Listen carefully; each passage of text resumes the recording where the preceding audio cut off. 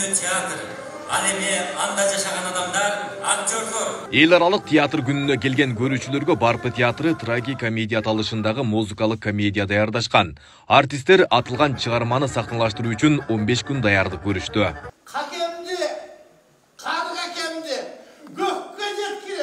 Эмне үчүн трагикомедия? Анткени театрда трагедия дагы бар, комедия дагы бар. Биз экөөнүн мындай синтез кылып, трагедиядан үзүм, бирок басымдуу бөлүгү комедия жанрында күлкү тартуулайлы деп чечтик. Анткени Жалал Абад контенти мындай көбүрөөк юморго жакын да, биздин байкашыбызча. Ошого дагы көбүрөөк элдин мындан аркы агымын көбөйтүү максатында юморду көбүрөөк берели деп чечтик. Эми майрамдык маанай болгондон күлкү көбүрөөк болгон жакшы болот деп ойлойм да.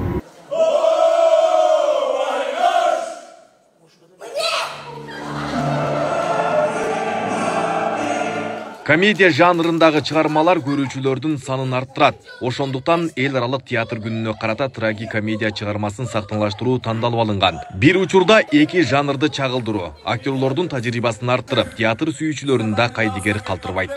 Эл аралык театр күнүнө карата сону бир трагикомедия аталышындагы концерт десек болот. Концерт болуп өттү. Коюлум, сахна коюлум деп коет. Биздин ал жактагы бир канча образдар болду. Баягы кыска этюдтар менен коштолгон үчүн, актерлук этюдтар менен ошол ар бирине токтолуш кыйын. Ошол. Анан өтө сонун болду. Элдин келүүсү дагы жакшы. Маанай жакшы буюрса. Анан сөзсүз элдин келгени бизге сөзсүз да театр бул эл менен да, эл жок болсо биз кимге коебуз мисалы. Барпы атындагы Жалал Абад облустук кыргыз драма театры Кыргызстандагы алгачкы театрлардын бири катары өлкөдө белгилүү. Театр акыркы учурлары байма-бай ар кайсы жанрдагы чыгармаларды сахналаштырып, элдин сынына коюп спектакль сүйүүчүлөрдүн катары калыңдай баштаган. Мурункуга караганда күндөн күнгө өсүү бар деп айттым да, айта аламын.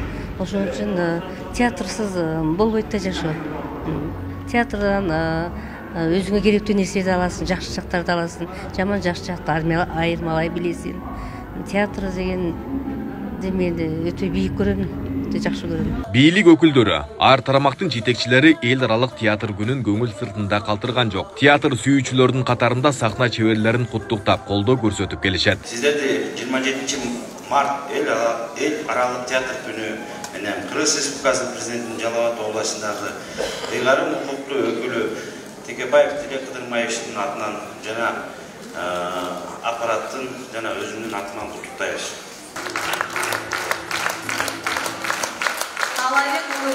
Белгилей кетсек, Дүйнөлүк театр күнү 1961 жылы ЮНЕСКОнун эл аралык театр институту тарабынан негизделген. Бул күн жыл сайын дүйнөнүн көптөгөн өлкөлөрүндө театр искусствосунун маанисине жана анын маданиятын жана коомдун өнүгүшүндөгү ролуна көңүл буруу максатында белгиленип келет. Жайылмаган эл артисттердин арасында шүп жаткандан көрө, ушулардын арасында дарнайып жатайын.